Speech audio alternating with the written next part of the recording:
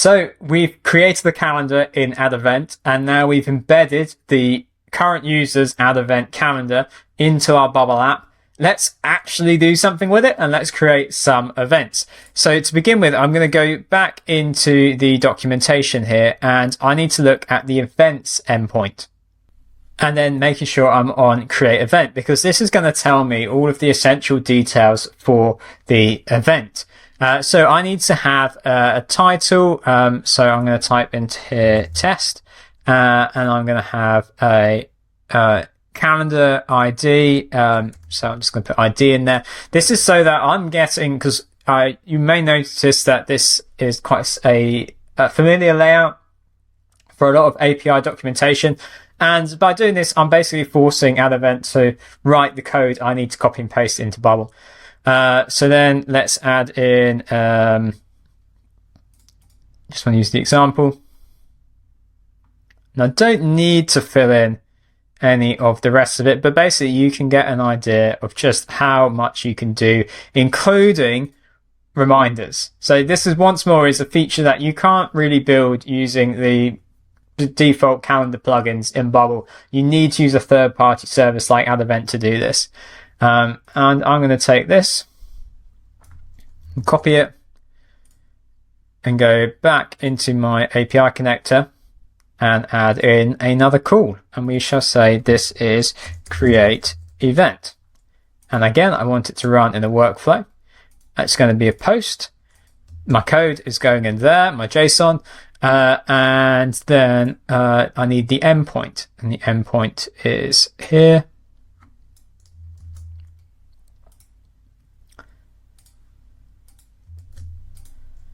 And let's now make part of this dynamic. So we're going to have title. We're going to have calendar ID. Oh, I've mistyped that. Calendar ID. And we need to have start date.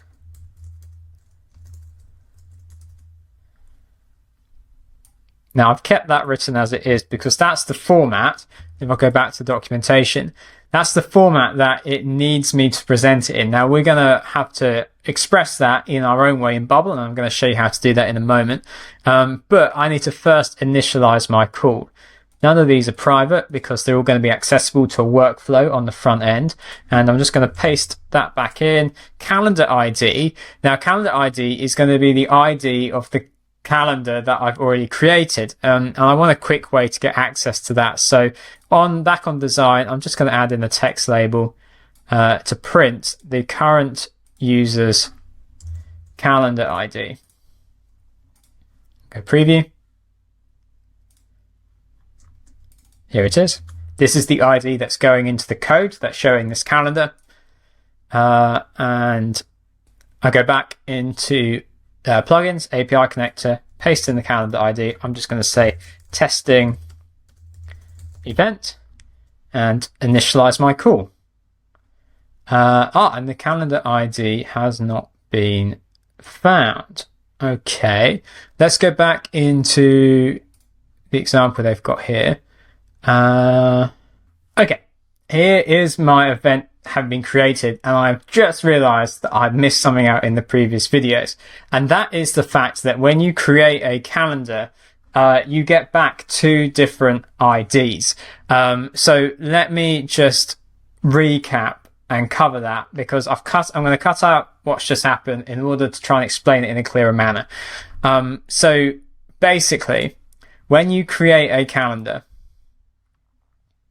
so let's go for demo 5. When you create a calendar, you get back an ID and you get back a unique key. So the unique key, this is where I made a mistake. Apologies if you followed along this long. The unique key is what's needed in order to add in a dynamic value into the embed codes. But the ID is what's needed to add events into the calendar. So I'm going to click save and make some changes to bring my app up to scratch with that, which are going to be user calendar ID. I'm going to say calendar unique key, because I'm already saving that in the workflow. And then I need to have calendar unique ID, or just calendar ID, I'm adding that in as a new field. And so then in my workflow, when I create, my unique key is going in there, and then my ID is going in there. So to update this, I'm looking at demo 3. I'm basically having to just shuffle around the data. So my demo 3 calendar, this is the calendar ID. Also, remember the mistake I made in the previous video. I need to update my privacy rules so that calendar ID is accessible. And then in my user here, I'm going to paste in the calendar ID, basically as if I'd created that calendar from scratch. It's now all linked up. All the data that I had missed because I'd overlooked it is in place. And so let's go back to where I was, which is in the plugins, create calendar, create event. So my calendar ID is there. And then I'm going to, just so that this is easier to find, 2024, we're in January. I'm going to initialize the call. Click save. Now if I go in and I go, here we go, testing event. That is the event I've created. Now, will that show up? And it should do, hopefully, in our Bubble app. So let's refresh the page here. And there we go.